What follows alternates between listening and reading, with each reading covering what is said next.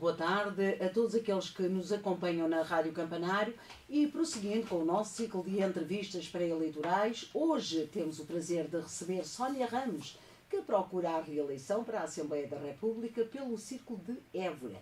Vamos conversar sobre as suas propostas visando as eleições de 10 de março. Mestre em Gestão e Políticas Ambientais pela Universidade de Évora e é licenciada em Direito pela Universidade Autónoma de Lisboa. É técnica superior de reinserção, foi jurista na Direção Regional de Agricultura do Alentejo e formadora nas diversas áreas em Direito. Entre outros cargos públicos, foi diretora também da Segurança Social do Centro Distrital de Évora, militante e dirigente do PSD e é deputada eleita pelo Círculo de Évora. Bem-vinda, Sónia, obrigada. E obrigada por estar connosco. Depois também de ter feito um breve preâmbulo através da vossa apresentação do vosso programa das principais necessidades estruturais para o Distrito de Évora, importa, pois, agora, nesta entrevista, perceber a forma e as medidas para a execução da mesma.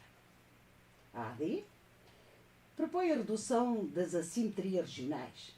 Para isso, defendem o direito à permanência na terra natal, defendem também diminuir as desigualdades regionais, aumentar a representatividade política e também promover o desenvolvimento económico local. Só com estes 3 itens, ou 4, certamente tínhamos entrevista para mais de 2 horas. Vamos então, mas debruçar-nos aqui sobre também aquilo que são os pilares estruturantes para o desenvolvimento do Alentejo, nomeadamente para este distrito, que é a habitação e a agricultura. E é por aqui que vamos começar. O direito à habitação defende o acesso à moradia, o reordenamento do território com foco na necessidade habitacional. Doutora Sónia Ramos, o que é que propõem fazer, portanto, relativamente à habitação? Bem, Augusta, antes de mais, boa tarde à Augusta, na sua pessoa cumprimento toda a equipa da Rádio Campanário e naturalmente todos os ouvintes que nos acompanham através da rádio e das redes sociais. Agradecer esta oportunidade também por estar aqui mais uma vez e é sempre um gosto, naturalmente, podermos conversar sobre aquilo que são as nossas propostas para as próximas eleições legislativas. Relativamente à habitação, e permite-me que diga que este é um tema que o governo do PS nos últimos 8 anos, quase 9, não foi capaz de resolver. Aliás, agravou as questões relacionadas com a habitação e trouxe até aos nossos dias um grande problema que inclusivamente está relacionado com a questão dos nossos jovens, com a questão da fixação das pessoas neste nosso território, naturalmente nas grandes cidades, mas também nos territórios de baixa densidade. A habitação tem sido, de facto, um problema. Por um lado, também, algumas câmaras não estão alheias a este problema, porque, relativamente aos PDMs, ao longo dos anos, foram também tendo algumas posições que não ajudaram à fixação dos jovens e ao planeamento do urbanismo e das cidades, mas, de facto, o governo é o principal culpado da situação a que chegámos até hoje. Inventaram vários planos. Tivemos, aliás, um ministro responsável por esta pasta, que hoje quer ser primeiro-ministro, e que não foi capaz de resolver a situação da habitação, procurando sempre, aliás, agravá-la com a sua atitude e com a sua incompetência nesta matéria. E apesar do PS ter até, enfim, elevado, digamos assim, uma Secretaria de Estado a um Ministério, o que é facto em que nem com essa responsabilidade foram capazes de implementar um programa para a habitação.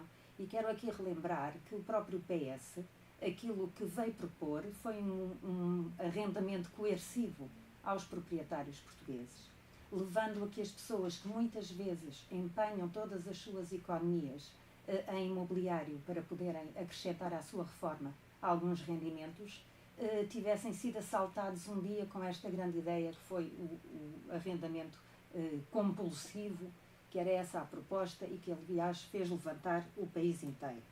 Relativamente à habitação e muito focados naquilo que é a problemática dos jovens, que, como sabemos, os jovens portugueses são daqueles que mais tarde saem ao nível da União Europeia, da casa dos pais, porque não têm salários ou rendimentos suficientes para comprar habitação. A proposta da AD, que aliás corresponde às propostas do PSD apresentadas ao nível do Orçamento de Estado, porque também apresentámos na Assembleia da República há cerca de um ano um pacote para tentar resolver, ou o nosso contributo para tentar resolver o problema da habitação, e que se centra na proposta de qualquer jovem poder adquirir a sua casa com uma garantia a 100% estatal, para que sirva de conforto, digamos assim, às entidades bancárias. Eu julgo que esta é uma medida muito importante, porque o Estado compromete-se pelo comprador jovem perante a entidade bancária e dá um conforto para que ele possa adquirir uma casa. E isto é importante. Queremos um pacote para a habitação, queremos simplificar os licenciamentos, queremos ir ao ponto de pensar uma estratégia de que existe um caderno de encargos inicial, mas que o licenciamento é passado a final, como já existem em alguns países, e que simplifica os meses e até anos em que nós sabemos, e até nestas câmaras do Distrito de Évora, há algumas que levam meses e passam 12 meses, chega a um ano e mais, em que um processo de licenciamento para a construção de uma moradia está parado numa câmara por vicissitudes várias, muitas delas também sabemos que têm a ver com a falta de técnicos, porque lá está, a mão de obra qualificada dificilmente se fixa nos nossos territórios face aos baixos salários e, portanto, queremos avançar para a simplificação efetiva daquilo que é o licenciamento. Queremos também colocar à disposição de todos, naturalmente com regras, aquilo que será o levantamento do património do Estado que possa ser direcionado para a habitação. Mas fazer isto de uma forma muito rápida, logo que o Governo da AD tome posse. É importante começar a atuar rapidamente num problema que tem, pelo menos de uma forma aguda, uma década. Não considera que esses benefícios, nomeadamente a nível bancário, pode induzir os jovens a fazerem um endividamento excessivo? Eu penso que não, porque qualquer pessoa que queira constituir a sua vida e a sua família, quer queira ou não constituir família, mas qualquer jovem que queira ser independente da sua família, dos seus pais, a primeira coisa que pensa, depois de ter um trabalho ou um rendimento estável, é de facto adquirir uma casa. E eu julgo que os jovens hoje conseguem fazer as escolhas acertadas e que ponderam aquilo que são as suas prioridades. Portanto, penso que não é essa a intenção e os jovens terão maturidade para fazer as suas escolhas na aquisição das suas casas. Relativamente ainda à questão da habitação, a Câmara Municipal de Évora está agora num processo de revisão do Plano Diretor Municipal e está também, enfim, a ser executado o apoio ao primeiro direito da habitação. Portanto, o apoio à habitação não considera que estas sejam medidas, falo numa a nível local, nomeadamente em Évora, e falo depois a nível geral, obviamente, deste primeiro direito à habitação. Considera que não são medidas que podem ajudar ou mitigar esta questão da falta de habitação? Se tivessem sido executadas no tempo próprio, com certeza que sim. Agora, aquilo que sabemos do PDM e da Câmara que referiu, da Câmara de Évora, é que a Câmara e a proposta do PCP é que se prepara precisamente para reduzir aquilo que é a proposta do PCP, mas estamos aqui a falar, mas do PCP porquê? Do Executivo PCP na Câmara de Évora é de reduzir, em concreto, eu referi, foi essa a sua pergunta, sim. Relativamente à Câmara de Évora, daquilo que se conhece do processo, é que se quer de facto reduzir o número de fogos e aquilo que estava planeado com esta alteração. E, portanto, isso é altamente negativo para aquilo que são as expectativas dos próprios eburenses para se fixarem naquilo que é o perímetro urbano que está determinado. E, portanto, se não me falha a memória, são cerca de 400 fogos a menos que a Câmara, com, enfim, esta sua revisão do PDM, ou alteração, melhor dizendo, se prepara para fazer. Qual é o objetivo? Acho que é algo que ninguém consegue alcançar efetivamente. Qual é o objetivo de reduzir a possibilidade de construção na não cidade? Está fundamentado pela Câmara de Évora essa redução? Eu julgo que não há fundamentação para uma cidade como Évora não querer ter habitação para fixar os seus jovens. Não há seguramente e de forma credível uma justificação para isto acontecer. Porque a cidade de Évora já tem, e num ponto de vista até positivo, muitas limitações, porque é património mundial da humanidade, e portanto logo aqui, naturalmente, que pensar a cidade de Évora não é o mesmo que pensar qualquer outra cidade que não tenha esta classificação, E, portanto, isso já coloca constrangimentos próprios da vicissitude, até das muralhas do centro histórico e tudo mais, mas temos que pensar no crescimento da cidade, e a cidade tem para onde crescer, e é importantíssimo que haja bairros habitacionais à volta de Évora e que as pessoas consigam fixar. Nós não podemos estar sempre a dizer que temos que ter mais empresas, mais emprego, criar riqueza, que a riqueza cria-se com a existência de empresas que o consigam fazer, e essas empresas precisam naturalmente de mão de obra, e as pessoas têm que ter um sítio para viver em Évora. Nós sabemos até algumas empresas multinacionais em que as pessoas se deslocam do Montijo, de Setúbal, diariamente, porque não têm capacidade para ficar em Évora, não conseguem arranjar uma casa. Mesmo alguns dirigentes que teriam, do ponto de vista financeiro, essa capacidade, mas de facto não há casas. E, portanto, isto é uma situação que quem gera os destinos de um concelho tem que trabalhar para resolver, não é para agravar. E, portanto, deste ponto de vista, se nós sabemos que a habitação é um problema nacional, e também o é em Évora, não podemos construir soluções que são absolutamente contrárias àquilo que devia ser o objetivo. A questão do primeiro direito, todos nós sabemos que existem ainda, e muitos, ou quase todos, portanto, alguns já em execução deste plano do primeiro direito, outros em fase final dos seus projetos e que pensam implementar, obviamente, se atrasados ou não, mas que os pensam ainda implementá-los nos seus conselhos. E nós esperamos que seja implementado de facto. Agora, e resolve, era isso que lhe pergunto. O público-alvo também é diferente, não é? Nós estamos a pensar na habitação genericamente para todo o tipo de portugueses. O primeiro direito, a estratégia local de habitação têm públicos próprios e com carências do ponto de vista económico. E é evidente que, tratando-se de uma questão social, porque a habitação também faz parte das políticas sociais, naturalmente que tudo o que seja pensado para direcionar uma habitação a pessoas com menos recursos é absolutamente essencial, e, portanto, eu espero é que se cumpram, do ponto de vista temporal, muito rapidamente essas estratégias e o primeiro direito. E, naturalmente, que quando se fala nas dificuldades de habitação, estamos a falar para quem ganha o salário médio ou para a classe média e média-baixa, estas oportunidades de ter uma casa condigna. E é aqui que Portugal e o governo, não é Portugal, é o governo que nos tem governado, falhou. No apoio à agricultura e ao mundo rural, portanto, a ADEP tenciona incentivar a agricultura através das suas práticas sinergéticas e, nomeadamente, também incluímos já aqui neste ponto a tauromaquia, que não deixa sempre de ser uma área que está ligada à tauromaquia, e com destaque também para a otimização do Alqueva e o desenvolvimento de sistemas de irrigação, nomeadamente a reguengos de Monsaraz e Mourão. Antes de lhe passar a palavra, de salientar que relativamente aqui ao perímetro de rega reguengos de Monsaraz e Mourão, segundo a Ministra da Agricultura, estamos a falar de declarações, não têm um mês, certamente.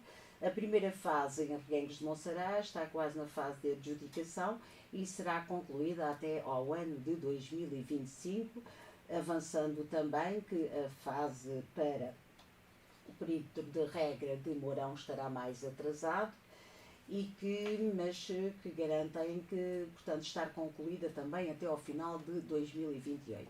Portanto, estas declarações não servem o propósito, vamos lá, e aquilo que a AD, nomeadamente a Sónia Ramos, considera, enfim, ser o tempo necessário para a adjudicação destes perímetros da regra.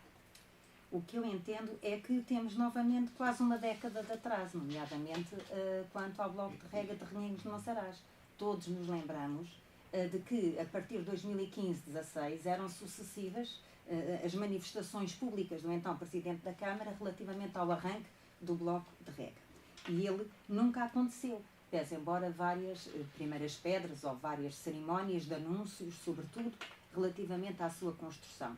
Depois, em 2018, surge o Plano Nacional de Regadios, mas o que é certo é que o bloco de rega de Reguengos de Monsaraz tem tido aqui atrasos que não se compaginam com aquilo que é a necessidade de dar resposta à agricultura e à utilização e otimização, mais do que utilização, daquilo que é um grande empreendimento, que é a barragem da Alqueva. E, portanto, nós temos que ser rápidos na concretização destes investimentos. O que sucede é que seguramente muitas empresas e pessoas que queriam investir neste território não puderam, porque a sua tesouraria não permitiu ficar à espera que o Estado fosse célere naquilo que foram os projetos com os quais se comprometeu e, portanto, temos, se contabilizarmos 2015-16, quase uma década de atraso relativamente a estes projetos. Deixe-me dizer que, muito depois das eleições antecipadas serem marcadas, é que a senhora da Ministra veio, porque, como disse bem,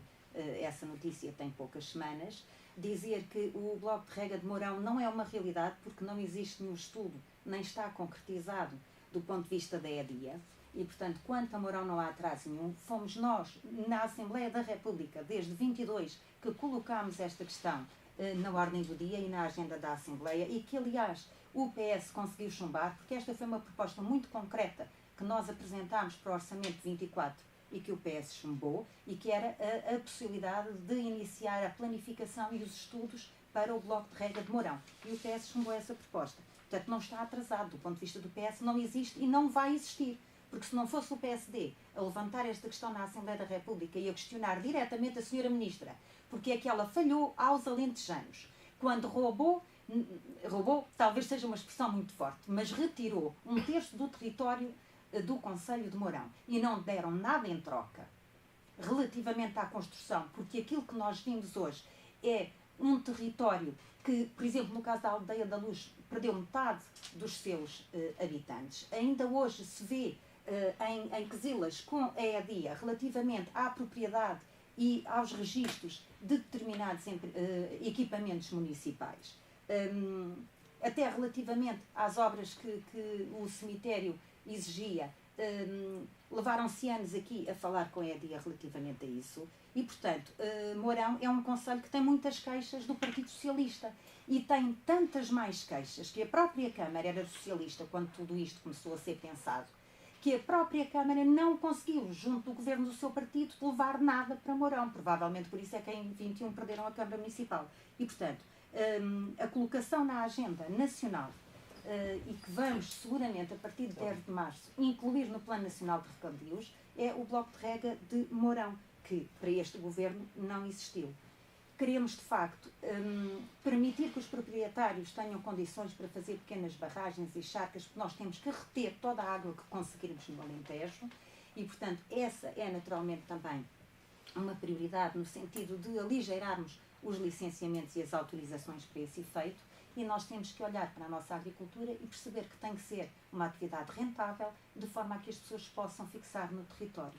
Além dos agricultores e das pessoas que trabalham e moram e amam o seu território e o campo e o mundo rural, terem possibilidades também de aí sobreviver para manter o próprio território habitável e cuidar, e eu gosto de usar esta expressão, de que os agricultores são de facto os cuidadores do mundo rural. E o Estado tem a obrigação, porque isto é uma questão de Estado, manter as pessoas no território e fazer com que o território seja sustentável. E, portanto, estou convencida que a AD o poderá fazer.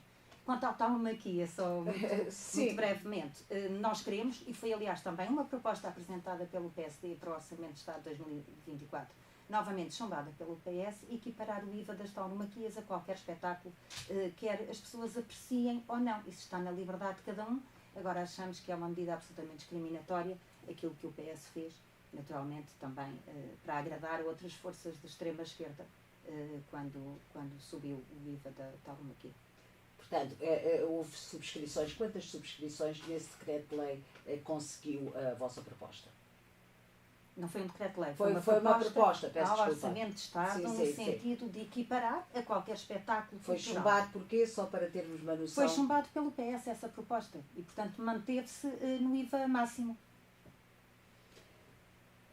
Relativamente aqui também a vossa candidatura propõe a reintegração da gestão florestal no Ministério da Agricultura. Porquê é que vocês reivindicam, portanto, esta questão?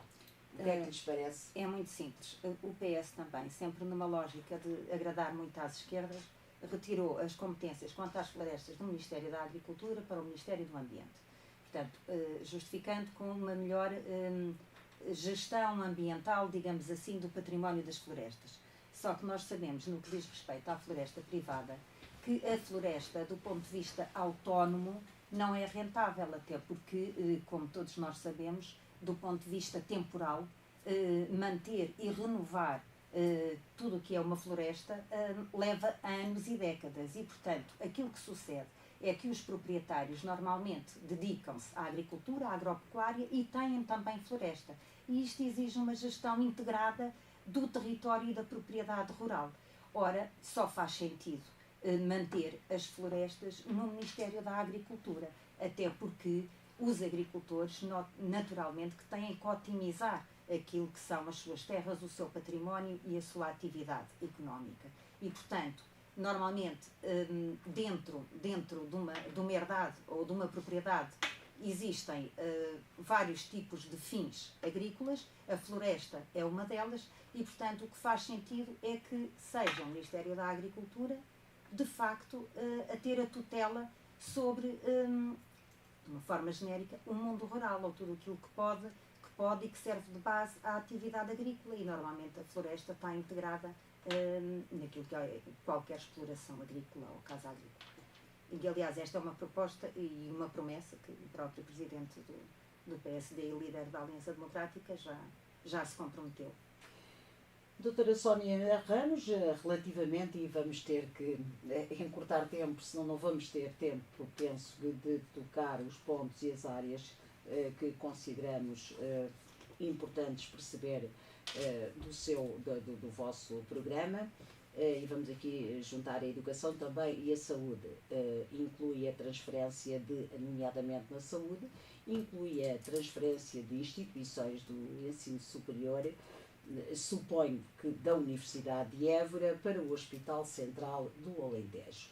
O que é que as vossas propostas, o que é que quer dizer exatamente com isto? Antes de mais dizer que esta também foi uma proposta apresentada no âmbito do Orçamento de Estado e novamente chumbada.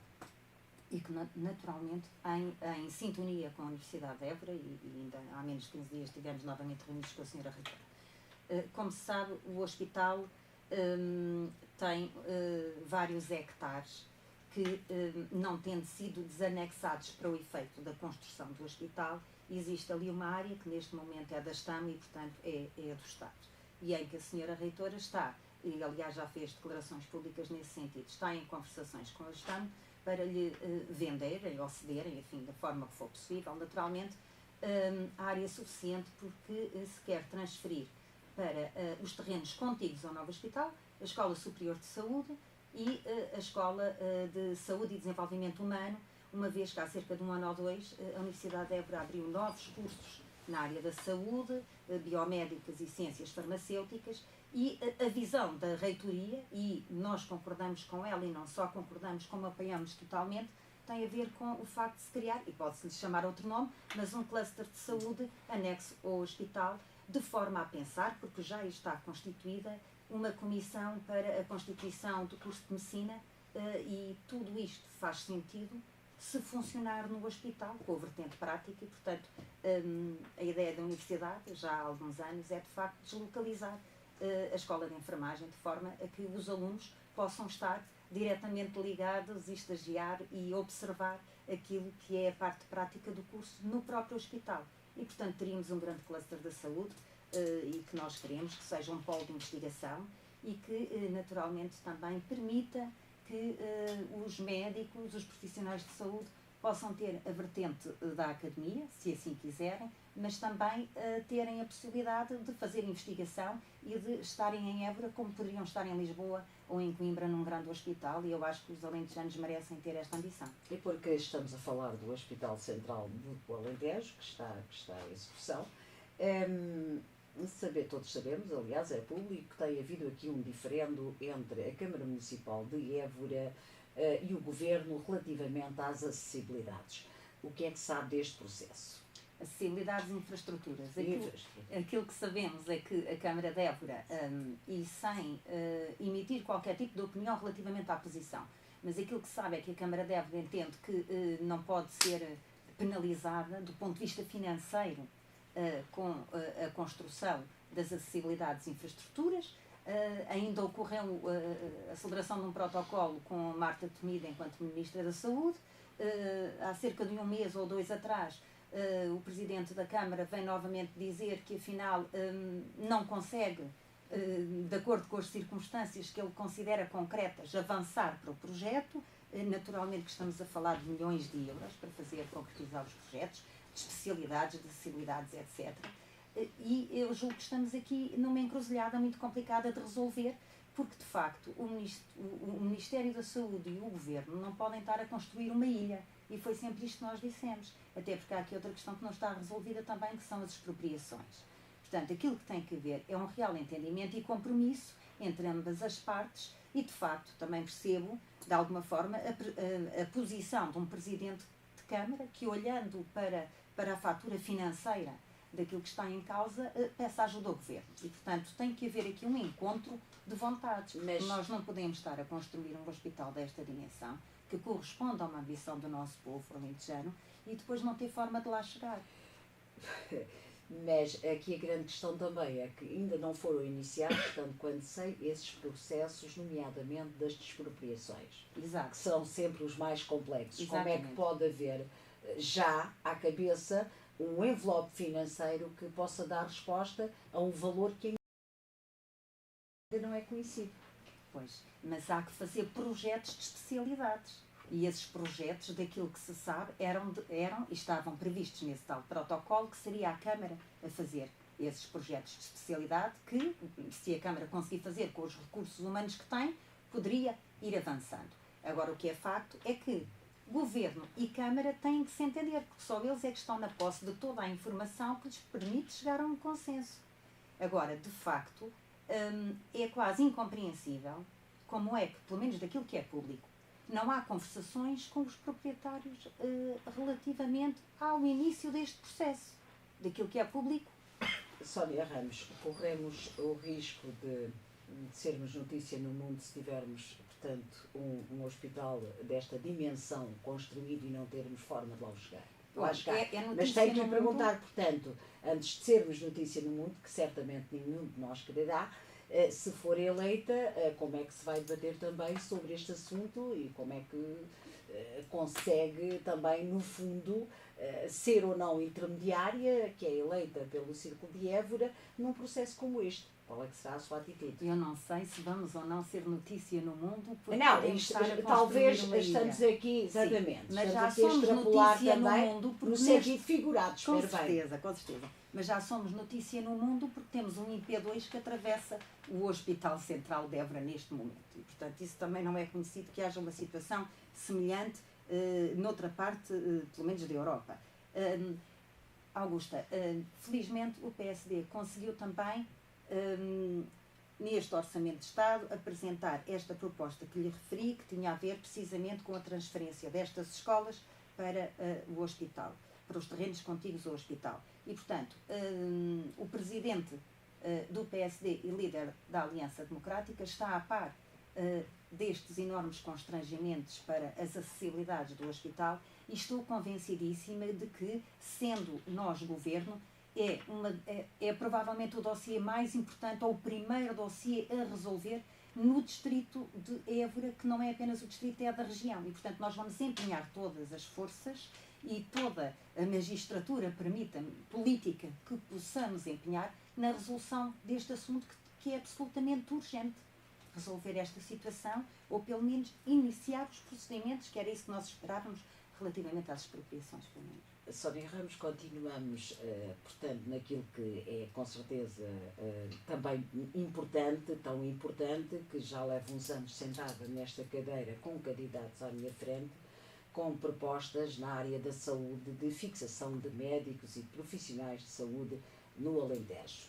Passam os anos e as décadas, posso mesmo dizer, e nós continuamos com falta de profissionais, portanto, no Alentejo. Enfim, o Governo tem de facto emanado alguns esforços no sentido, quer da habitação e também as autarquias, mas este problema persiste. Então, onde é que está a questão estrutural de não fixar aqui médicos e clínicos no nosso Alentejo? Eu julgo que uma das razões tem a ver com o facto de termos neste momento um hospital que não é propriamente um exemplo daquilo que qualquer médico já de uma especialidade pretende para desenvolver a sua carreira. Portanto, a primeira aposta é terminar o hospital e resolver todos os problemas que nós acabámos de referenciar, de forma a que possamos ter um hospital acessível, com infraestruturas e com tudo aquilo que a lei exige para prestar um ótimo serviço de saúde. E eu julgo que aí os médicos vão começar a olhar para a região do Alentejo e para o concelho de Évora, vendo um equipamento de saúde que nós queremos que seja de excelência. Se conseguirmos ter uma Câmara que, entretanto, também recupera a habitação e consiga perceber que os médicos vêm para cá, precisam de uma casa para morar. Ora, um médico quer ter uma casa com uma determinada dimensão, com aquilo que o seu salário puder pagar, o que naturalmente é legítimo porque é o esforço do seu trabalho. Eventualmente o médico ou a médica tem família e tem filhos e está habituado a uma oferta cultural determinada que quer fazer repercutir no território para onde vai desenvolver a sua carreira profissional. Eu espero que Évora, Capital Europeia da Cultura, seja uma oportunidade também para evidenciar cartazes culturais suficientemente atrativos para trazer e fixar os médicos. E quem diz médicos, diz diretores de grandes empresas, multinacionais, enfim, todas as pessoas que sejam desafiadas a vir de Lisboa, do Porto, Coimbra, de Faro, para Évora, não é? E em que queiram também olhar para Évora e ver que aqui têm idênticas oportunidades e ofertas a vários níveis, como têm nos seus territórios de origem. E, portanto, voltamos à questão da habitação, que é evidentemente fundamental. Portanto, se a capital do país não pode ser o centro do mundo, a capital do distrito também não poderá ser. Portanto, e há mais Alentejo para lá, para além de Évora. Claro que sim. O Hospital Central de Évora está em Évora, ainda continuamos aqui na questão da saúde, mas faltam médicos no nosso interior, até nas zonas mais rurais. E aqui, com a criação, portanto, ou seja, com o Hospital Central, temos ali, provavelmente, pelo menos tudo assim o indica, um hospital para onde querem ir, poderão eventualmente, até para progressão nas suas carreiras, ir e estar. No entanto, temos a questão também da mobilidade. Portanto, nós temos um Alentejo muito dísparo em termos de território, por isso é que temos só os 3 deputados. Fosse ele por quilómetro quadrado, teríamos muitos mais, né? Teríamos muitos mais. Não é o caso. Para lá chegar, precisamos de ter uma rede que nos permita, rodoviária, que nos permita, ou ferroviária, que nos permita chegar ao hospital. Temos sempre o socorro, mas as pessoas nem todas utilizam, e espero bem que poucas o pudessem fazer, que era sinal que tenha que ir, de facto, tratar da sua saúde sem precisar de ir em viaturas de socorro. Fala aqui também o vosso programa nas melhorias das condições de mobilidade, incluindo a conclusão também do IP2. Sabemos nós que o nosso troço entre Estremoz e Évora é feito dentro do IP2 através da ACI, que está concluída. Aqui, nesta questão da mobilidade, o que é que o vosso programa, o que é que a AD propõe para o território? Como referiu bem, terminar a A2, que eu julgo que é fundamental. Depois queremos também reconstruir a antiga estrada nacional de Borba, a 255, porque achamos que é uma questão até moral que o Estado tem que repor por todas as razões e mais alguma. Sabemos que, pelo menos daquilo que é público e que penso que é pacífico para todos, em que o Estado, durante muitos anos, deixou a fiscalização da extração, neste caso de pedra, enfim, muito aquém daquilo que seria exigível, e que essa falta de fiscalização foi naturalmente assumida pelos investidores como, enfim, aqui alguma permissão passiva para cada vez mais fazerem a extração, e sabemos como é que terminou este triste episódio, sobretudo para 5 pessoas, e em que eu julgo que é uma questão moral que o Estado tem que retomar e rapidamente reconstruir este troço de estrada que caiu, que é até fundamental naquela área do Triângulo dos Mármores, como normalmente se chama. nós temos uma proposta que também foi apresentada no âmbito do Orçamento de Estado e que tem a ver com uma avaliação que é necessário fazer em todas as autoestradas do país, ver o custo por quilómetro e tentar arranjar um mecanismo para que nos territórios de baixa densidade, as poucas autoestradas que tenhamos a servir o nosso território, possam ter aqui uma isenção ou uma redução de custo, de forma a que as pessoas também possam olhar para estes territórios e ainda assim, por exemplo, estando em teletrabalho, que foi de alguma forma também uma oportunidade que se descobriu, ou para a qual ficámos mais despertos depois da pandemia, e em que sabemos também, todos nós devemos conhecer, algumas famílias, pessoas que voltaram à sua terra porque têm esta possibilidade de estar em teletrabalho, mas de facto fica caro ir a Lisboa uma vez ou duas por semana, e nós temos que olhar para isto também e aliviar um pouco aquilo que são, nomeadamente as portagens, para que as pessoas possam estar no nosso território, voltar ao território ou adotar, digamos assim, o Alentejo, no caso daqueles que não são de cá, vir morar para um dos nossos 14 concelhos e sempre que tenham necessidades, deslocar-se a Lisboa, mas de uma forma reduzida. E, portanto, olhar para a questão da mobilidade como uma forma também de fixar pessoas e, naturalmente, nestes territórios fazê-lo de uma forma um pouco mais simpática do ponto de vista financeiro. Só irmos ainda aqui relativamente à 255, portanto, esta derrocada, porque é um tema dentro do distrito de Évora, de facto, que enfim é um marco de dor, é um marco de sofrimento, e quem ali passa, quer na variante quem vai para Borba e vice-versa, percebe que está ali um lugar onde deixou muita consternação, deixou muita mágoa e muita dor, e permanece lá. Aquela estrada é uma estrada municipal.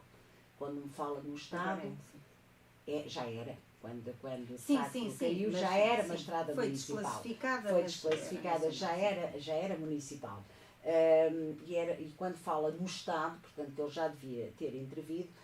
Como é que na sua opinião, e também, e só mais acrescentar muito rapidamente para terminarmos aqui esta questão, de recordar também que quando em 2002 foi eleita, em 2022, peço desculpa, foi eleita como deputada pelo Círculo de Évora, esta estrada já se encontrava, enfim, naquela situação. Na altura desenvolveu alguns esforços, apresentou propostas, falou do assunto. Sim, no Orçamento de Estado, novamente chumbada pelo PS, exatamente. E é curioso até, porque quando António Costa fez o governo mais próximo, numa iniciativa que até tentou copiar a Luís Montenegro, e esteve lá no local, também disse que ia requalificar e reconstruir a estrada.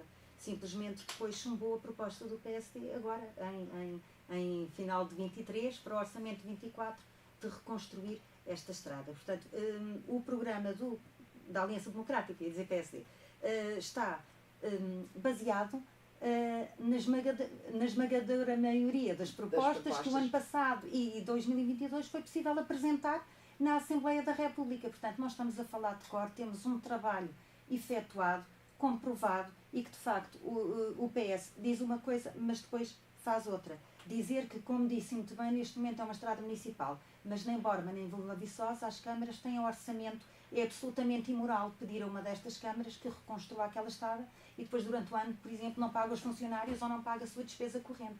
Portanto, o Estado tem que olhar para este caso e perceber que tem que apostar e tem que reconstruir, fazendo o protocolo, enfim, falando com as autarquias, mas o Estado tem que ajudar, até porque há aqui uma questão moral, como disse muito bem, é um drama a céu aberto o que nós temos ali, e não pode ser. O Estado tem que se responsabilizar quando, independentemente do processo que corre, independentemente dos funcionários envolvidos, independentemente de tudo isso, há uma responsabilidade objetiva que o Estado tem que cumprir, e é reconstruir aquela estrada. Doutora Sónia, e o tempo avança, pula e avança, como diz a música, mas a verdade é que já temos muito pouco tempo, e eu gostaria de passar aqui, nomeadamente, na área da cultura e à requalificação daquilo também que é o património cultural no nosso Alentejo. Temos, de facto, uma grande parte do património religioso que provavelmente será a maior parte que hoje se encontra degradado. o que tem aqui também, de facto, já tinha no seu programa anterior, na questão também do desporto cultural, propõe a criação de um centro de alto rendimento desportivo. Isto significa também que será um centro onde se integram pessoas, enfim, de um alto nível desportivo, normalmente atletas ou praticantes federados. O que lhe pergunto é se este centro, que já tinha nas suas propostas, portanto, eleitoral em 2022, será para acolher atletas, praticantes do nosso distrito, do Alentejo, aliás, visto que até não há nenhum centro com estas características no Alentejo, se são pessoas que eventualmente, ou atletas ou praticantes que vêm de fora para usufruir deste equipamento. É para todos e é para quem quiser fazer uma aposta de carreira numa determinada modalidade. Nós, no PSD e agora na Aliança Democrática, entendemos que o nosso território tem que ter projetos estruturantes e diferenciadores para conseguir trazer mão de obra qualificada, fixar pessoas e diferenciarem-se por alguma coisa que possam oferecer, não só às pessoas, mas às empresas, aos protagonistas de uma determinada área.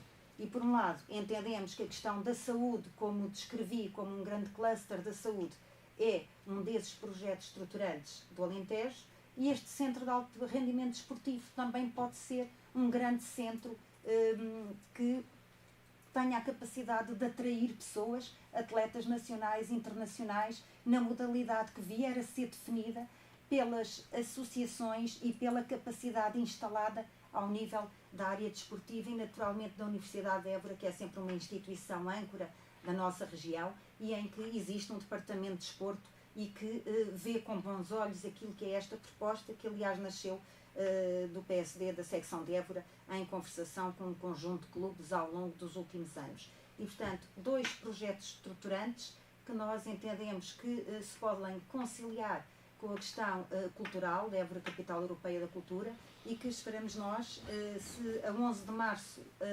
podermos ser governo, começarmos a trabalhar nestes projetos de forma a que, quando o mundo inteiro visitar Évora e a região Alentejo na Capital Europeia da Cultura, já conheça de alguma forma aquilo que são as ofertas destes dois projetos estruturantes e que esses visitantes e turistas possam depois voltar e encantar-se pela cidade e por estes projetos diferenciadores. Na requalificação do património, portanto, tem sido sempre apoiado por fundos europeus. Claro que sim.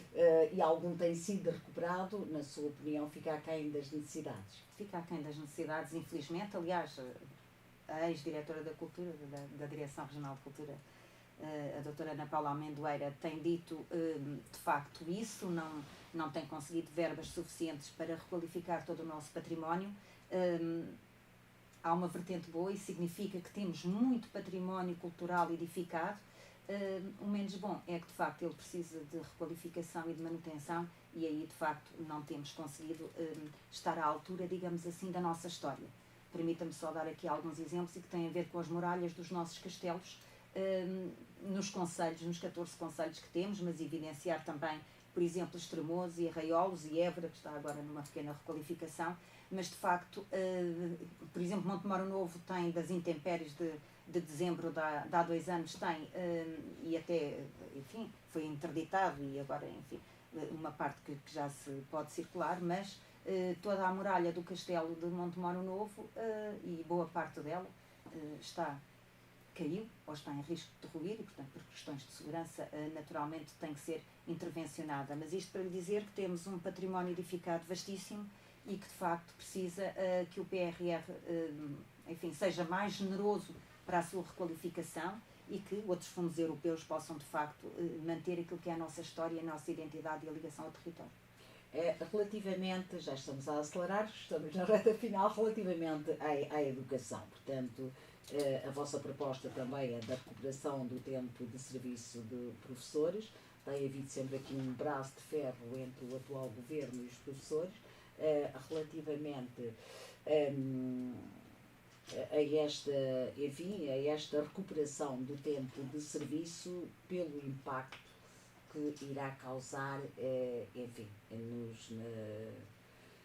no Orçamento de Estado, porque estamos a falar de valores que são permanentes. São permanentes, mas o face à idade dos professores, portanto isto vai ser dinâmico, porque muitos, sim, vão, infelizmente... Mas tem havido aqui um braço de ferro e tem a ver com a questão financeira e a questão do orçamento. Na vossa opinião? Não. Na nossa opinião, o PS elegeu os professores como uma daquelas classes, parece-me a mim não grata, porque a única vez que António Costa se ameaçou demitir foi perante a possibilidade de recuperar o tempo de serviço aos professores. E eu espero que no dia 10 de março os professores não se esqueçam disso. E recordar também que em setembro do ano passado, quando ninguém poderia suspeitar que António Costa se iria demitir em novembro, o PSD apresentou um conjunto de propostas que vão além da recuperação do tempo de serviço para os professores, mas focado também na necessidade de recuperar aprendizagens e de tornar, a fazer funcionar o elevador social que é a educação para todas as pessoas, todas as crianças e jovens e todos aqueles que apostam o seu esforço na educação porque entendem que é pelo mérito que querem fazer-se ingrar a sua vida e, portanto, nós, PSD, Luís Montenegro, comprometeu-se em setembro do ano passado no Porto em que iria recuperar o tempo de serviço aos professores em 5 anos, à razão de 20% ao ano. E, portanto, esta não é uma promessa eleitoralista da parte da AD, é uma promessa que vem de setembro do ano passado, quando não estava no cenário dos portugueses uma eleição legislativa antecipada. Coisa diversa foi aquilo que o PS fez a propósito desta matéria, em que Pedro Nuno Santos, quando se elegeu secretário-geral do PS, veio dar o dito por não dito e agora, enfim, já veio dizer que quando estava no Conselho de Ministros não concordava com a posição do Primeiro-Ministro relativamente a esta matéria. E, portanto, estamos tranquilos relativamente às propostas de educação e dizer-lhe que, também em setembro do ano passado, foram determinadas algumas prioridades para o PSD quando fosse governo. A educação é, de facto, uma delas, porque nós estamos sem professores. Hoje em dia, nenhum dos jovens licenciados ou quando sequer entram para a universidade, ninguém pondera ser professor. Nós temos um conjunto de problemas, temos a requalificação das escolas para fazer, em que António Costa assinou 2 protocolos com a Associação Nacional de Municípios, mas que a requalificação, na maior parte dos casos, não passa ainda de uma quimera. Temos escolas a necessitar de requalificação urgente. O Sr. Primeiro-Ministro, ainda Primeiro-Ministro, não foi capaz de pôr este plano a funcionar, portanto teve que assinar um segundo acordo relativamente a esta matéria. Em quase 9 anos não atualizou a ação social escolar, o que de um partido que se diz socialista e preocupado com as pessoas não foi capaz de aumentar os 16 euros anuais para material escolar para uma criança que tenha o escalão A, sendo que só no último ano o material escolar aumentou 14%.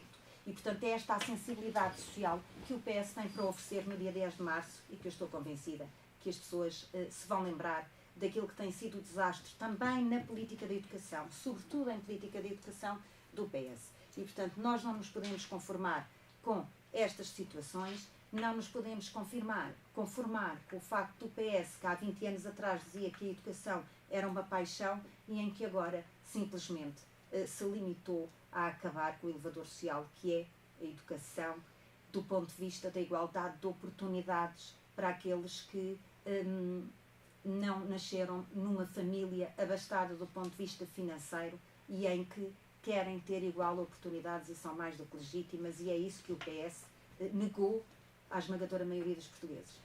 São matérias transversais ao país, mas temos professores também no Alentejo, no Distrito, e eu acho que importa saber, obviamente, importa saber de facto qual é a posição que vai defender sobre estas matérias se for eleita.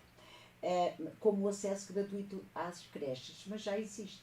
Portanto, esta medida já está implementada pelo governo. Há creche e pré-escolar, pois, mas não são suficientes. O problema é que não são suficientes as vagas que existem, porque sabemos ainda que há muitas crianças de fora, mas há a questão da creche e há a questão do pré-escolar, que o que é que sucede em alguns casos, principalmente nas grandes cidades? Temos a creche gratuita e depois quando transitam e a partir dos 4 anos não há também lugar em pré-escolar e há aqui um corte no desenvolvimento humano.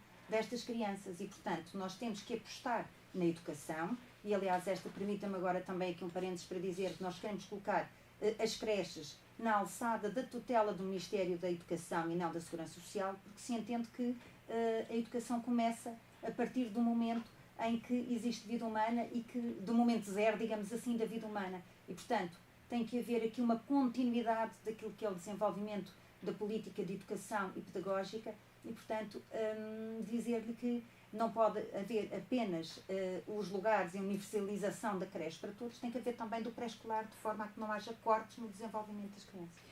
O despovoamento, temos poucos minutinhos, mas claro que temos que falar dele, é daquela aquela matéria que há pouco referia relativamente à falta de médicos no Alentejo. Portanto, há muitos anos que colocamos sempre esta questão e esta situação não é revertida. Não há possibilidade, porque chegam os censos e nós percebemos que cada vez que eles chegam nós estamos a perder população nos nossos concelhos e na nossa região. Tem havido aqui um suporte, né, que é a questão da imigração, portanto, que tem dado aqui nos últimos anos e cada vez mais resposta à falta de mão de obra que acontece no nosso território. A AD defende a imigração qualificada. Gostava que me definisse o que é uma imigração qualificada e como é que se pode dar resposta numa imigração qualificada, como é que se pode dar uma resposta imediata às necessidades que são factuais, estão a acontecer neste momento, e há pouco falávamos na agricultura, nomeadamente na área da agricultura, onde que de facto, se não fossem estas pessoas, enfim, não sei o que é que poderia acontecer. Não temos mão de obra, mas já não temos. É verdade. Esta é uma questão complexa para a qual é difícil responder em meia dúzia de minutos. Aquilo que eu quero dizer é que nós entendemos que precisamos da imigração por várias razões, desde logo porque temos muita falta de mão de obra, sobretudo na área agrícola, que já falámos aqui. Temos um conjunto de atividades agrícolas em que não há mão de obra no território e, portanto, temos que importar, e é isso que acontece. Agora, há uma coisa que nós temos que fazer. Temos que olhar para a questão da imigração, tem que ser controlada e as pessoas que vêm para o nosso país têm que ter condições de dignidade humana para viver e trabalhar em igualdade de circunstâncias com qualquer outro português. E, portanto, sendo o PSD um partido que baseia toda a sua política e ideologia na dignidade da pessoa humana, não pode abrir mão dela também e, sobretudo, em questões de imigração. E nós sabemos que há situações de vivência quase subhumana, não é? E que não se podem verificar, e aquilo que nós esperamos, enfim, e tem havido alguma atuação dos serviços competentes, é que de facto essas situações não ocorram e, se existem, que sejam punidas face à lei. Portanto, a questão da imigração é boa, contribuem também para a segurança social, produzem riqueza no nosso país e, portanto, desse ponto de vista, a AD e o PSD vê com muita naturalidade esta questão, até porque nós hoje somos cidadãos do mundo, temos uma diáspora enorme no mundo inteiro, somos também um país de imigrantes, de pessoas que foram para os quatro cantos do mundo à procura da sua oportunidade e que a esmagadora maioria deles a teve, e portanto nós temos que tratar aqueles que querem vir para o nosso país como os nossos são tratados nos outros países, e portanto eu julgo que não existe aqui, enfim, qualquer dúvida quanto a isso. Pelo menos na Aliança Democrática poderá haver, enfim, noutro aspecto político. A dificuldade na habitação, há pouco falávamos, ela tudo permanece. Nós falamos, nós temos aqui duas situações, não temos habitação, mas também não temos mão de obra e não temos pessoas para executar. Como é que é difícil, como disse há pouco, e mas, não é fácil. Augusta, permita-me que eu diga o seguinte, nós tivemos aqui quase 50 anos no Alentejo e no distrito de Évora, com câmaras comunistas e socialistas que nunca tiveram a ambição e a visão de olhar para o território e de preparar medidas e de aproveitar os quadros comunitários para aquilo que deveriam ter aproveitado e concretizado. E, portanto, depois chegamos a uma situação em que, de facto, temos as nossas circunstâncias concretas agravadas por pessoas e por políticos que só olharam para as câmaras como forma de manter o seu eleitoralismo e que nem sequer, e muitos deles até se recusavam a receber investidores das mais diversas áreas, e as pessoas acabavam por desistir e iam-se embora. E todos nós conhecemos casos em todos os concelhos, e isto existiu ao longo dos anos. E agora queixamos que não temos ninguém, não temos habitação, não temos empresas. Portanto, há aqui um histórico. Ninguém mais do que eu entende que os governos e o Estado Central têm uma culpa imensa no caminho percorrido, mas o poder local também tem nesta matéria. E só que agora todos estes problemas se agudizaram. E depois não são só os problemas nacionais e locais, são os problemas do mundo que fizeram disparar os preços, em que temos guerras à porta, guerras dentro da Europa, situações, enfim, muito complexas de resolver, que aumentaram os preços, nomeadamente quanto à habitação, e hoje comprar uma casa é quase, para não dizer mesmo, um ato impossível para a esmagadora maioria dos portugueses. Temos estes problemas todos, mas se nós tivermos ainda a coragem de olhar para o território e ter projetos estruturantes, como eu já lhe apresentei aqui dois, e em que as câmaras sejam colaborantes e que identifiquem a habitação como um problema para resolver de imediato, e uma aliança democrática no governo em que, de uma vez por todas, se consiga desburocratizar